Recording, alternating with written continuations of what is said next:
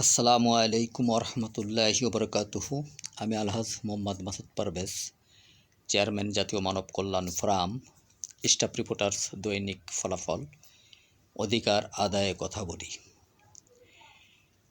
আজ আন্তর্জাতিক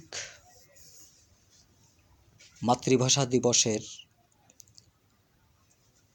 জাতীয় শহীদ মিনারে শ্রদ্ধা জানিয়ে এসেছি ইনশাল্লাহ। সেখানে ঢাকা প্রেস ক্লাবের প্রতিষ্ঠাতা সভাপতি এবং ন্যাশনাল নিউজ ক্লাবের মহাসচিব ও স্টুডেন্ট ওয়েলফেয়ার ফাউন্ডেশনের চেয়ারম্যান জনাব আওরঙ্গজেব কামাল স্যার সহ DBC Bangla television Mohammad Delwar Hossain sir, সাংবাদিক সুরক্ষা ও কল্যাণ ফাউন্ডেশনের চেয়ারম্যান সহ আরও অনেক সাংবাদিক বৃন্দ মিলে আমরা ভাষা শহীদদের স্মরণে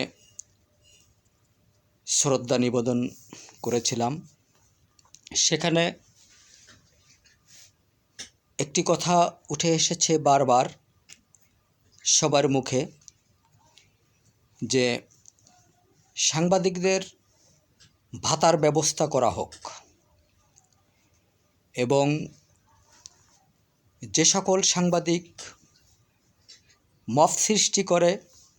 মব সৃষ্টিকারী সাংবাদিক, খারাপ প্রকৃতির অনীহা সৃষ্টি করে, তিল থেকে তাল বানায় এবং ফিটিং ধরে প্রশাসনের দালালি করে, সে সকল সাংবাদিকদের চিহ্নিত করা হোক এবং যারা ভালো সাংবাদিক, সিনিয়র জুনিয়রদের ভিতরেও ভালো আছে, যারা এই সমাজে ভালো কাজ করে তাদেরও চিহ্নিত করা হোক। এক কথায়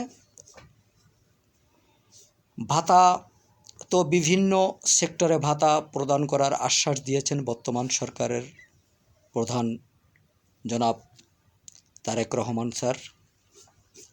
ওনার সুস্বাস্থ্য কামনা করি।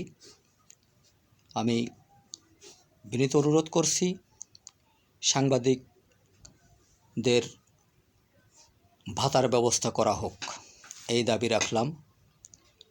সকল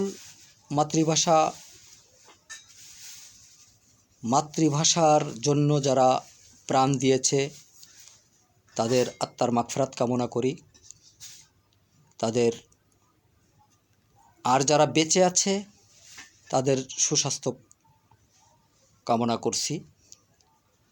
সৎ কাজের আদেশ করি, অসৎ কাজের নিষেধ করি, সংঘাত নয় ঐক্যের সমাজ গড়ি।